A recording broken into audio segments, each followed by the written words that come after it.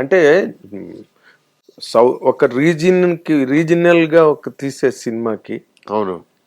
National పర్స్పెక్టివ్లో తీసే సినిమాకి what is the big difference అండి? అసలు ఒరిజినల్ డిఫరెన్స్ మీరు ఒక మేకర్గా అంటే మాట్లాడాలంటే, అంటే డైరెక్టర్గా. ఇక్కడ తెలుగులో అండి మనకేంటంటే కొన్ని డైలాగ్ డ్రామా మీద వెళ్ళిపోయినా ఇబ్బంది ఉండదు. కానీ నేషనల్ లెవెల్కి వచ్చేసరికి డైలాగ్తో పాటు మెయిన్ కంటెంట్ కూడా ఉండాలి. కంటెంట్ ఇన్ ద సెన్స్ ఒక కొత్త ఎలిమెంట్, యాక్షన్ ఎలిమెంట్ అన్న యాడ్ అవ్వాలి, లేకపోతే ఇంకొకటి మన టేకింగ్ అన్న యాడ్ అవ్వాలి, లేకపోతే పాయింట్లో ఇన్నోవేటివ్ పాయింట్ అన్న యాడ్ అవ్వాలి. ఇట్లా యాడ్ అయ్యే అంశాలు చాలా ఎక్కువ ఉంటాయి. ఇక్కడ డైలాగ్ డ్రామా మీరు మిమ్మల్ని కూర్చోబెట్టి నవ్విస్తూ ఉన్నా సాటిస్ఫై అయిపోతారు, ఎందుకంటే మన కైండ్ ఆఫ్ కల్చర్ కాబట్టి. కానీ అక్కడ అలా ఉండదు. అది ఓకే, మీకు దాని మీద మీరు బాగా స్టడీ చేశారండి అంటే? స్టడీ ఏం చేయలేదు సార్.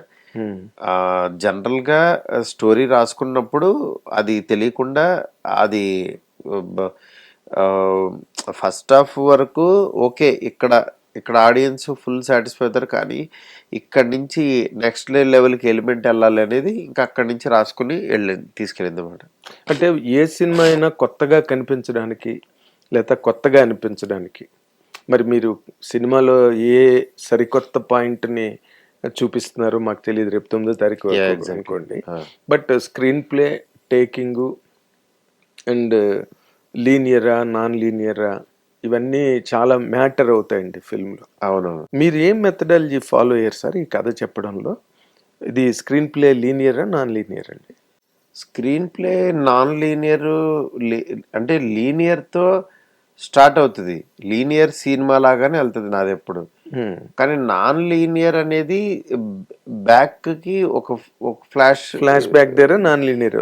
ఫ్లాష్ బ్యాక్ అని కాదు, అంటే మీరు చూసిన సినిమాలో ఇంకో కోణం ఏముంది అనేది బిఫోర్ ప్రీ క్లైమాక్స్ దగ్గర నుంచి స్టార్ట్ అవుతుంది. మీరు అప్పటిదాకా లీనియర్ సినిమా లాగానే వెళ్తూ ఉంటుంది, ఓకే క్లీన్గా ఉంది వెళ్ళాలి. కానీ మీరు చూడని కోణం ఇందులో ఏముందా అని నేను మళ్ళీ రెక్టిఫైస్ చేసి చెప్తాను అనమాట, రివైజ్ చేస్తాను. ఓకే, అది. బట్ ఇందాక మీరు మాట అన్నారు చూడండి, అంటే ప్రభాస్ సినిమా అనగానే ఆల్ ఆడియన్స్, వయసుతో సంబంధం ఉండదు, అవును, జెండర్తో సంబంధం, అవును, రిలీజియన్ లేనే లేదు అవును ఆయనకి. సో అన్ని కళ్ళు దాని మీద ఉంటాయి సార్, ఆ ప్రోడక్ట్ మీద. Correct. Maruthi what newness Maruthi could bring in the film అవును అనే దాని మీద వచ్చినప్పుడు what will be your answer అండి? మీరే చెప్తున్నారు ఒక 500 దెయ్యం కథలు వచ్చాయి. అవును, ఖచ్చితంగా సార్. ఇప్పుడు ఆ కాన్ఫిడెన్స్ నాకు లేకపోతే ఆ మాట నా నోట్లోంచి రాదు జనరల్గా. ఎందుకంటే ఇది ఇంతవరకు అయితే తెలుగు కాదు, ఇండియన్ స్క్రీన్ మీద అయితే ఈ పాయింట్ రాలేదు. అంటే ఈ పెద్ద స్టార్స్ కూడా ఎవరు కూడా ఈ కైండ్ ఆఫ్ దాంట్లోకి రావాలనుకోరు. ఎందుకంటే ఇప్పుడు ప్రభాస్ గారు ఉన్నప్పుడు నేను కూడా 4 ఫైట్లు యాక్షన్ నీట్గా రాసి ఇది చేస్తే పాస్ అయిపోతాం. కానీ ఇలాంటి జోనర్ సినిమా ఆయన చేయాలనుకున్నప్పుడు ఆయన చేస్తే ఆయన కైండ్ ఆఫ్ స్కేల్ని నేను దృష్టిలో పెట్టుకోవాలి, ఆయన ఫ్యాన్ ఫాలోయింగ్ని దృష్టిలో పెట్టుకోవాలి, ఇవన్నీ పెట్టుకుని ఆడియన్స్ని ఎంటర్టైన్ చేయాలి. జనరల్గా అది రెస్పాన్సిబుల్ ఎక్కువ ఉంటుంది ఇది.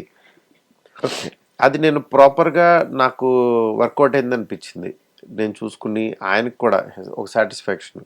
మీరు చెప్పిన దాని ప్రకారం సార్ మీరు ఒక మిడ్ రేంజ్ డైరెక్టర్, మీకు మంచి హిట్స్ ఉన్నాయి, చెప్పుకోదగ్గ హిట్స్ ఉన్నాయి మీ కెరీర్లో. మారుతి అంటే ఒక మంచి ఇమేజ్ ఉంది ట్రేడ్లో కానీ పబ్లిక్లో కానీ.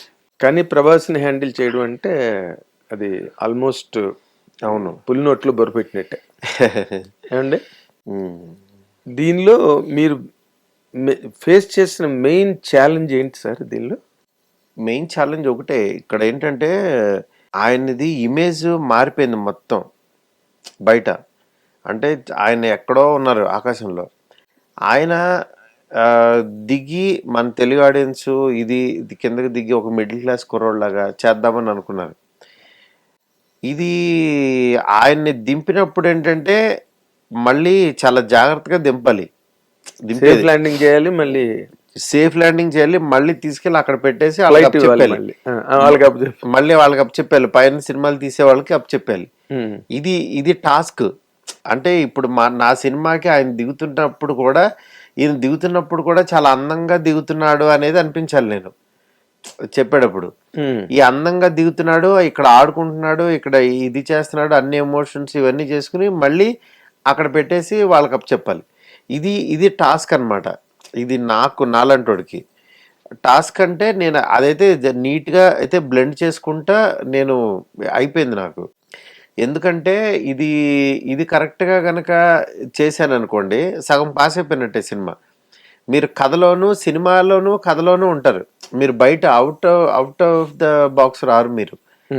ఇది కథలోనే గనక ఇది గనక జరిగితే మనకి హ్యాపీగా ఉంటాం. అదైతే కన్ఫర్మ్గా బాగా వర్కౌట్ అయింది అనిపించింది నాకు ఆ ప్రాసెస్ అంతా.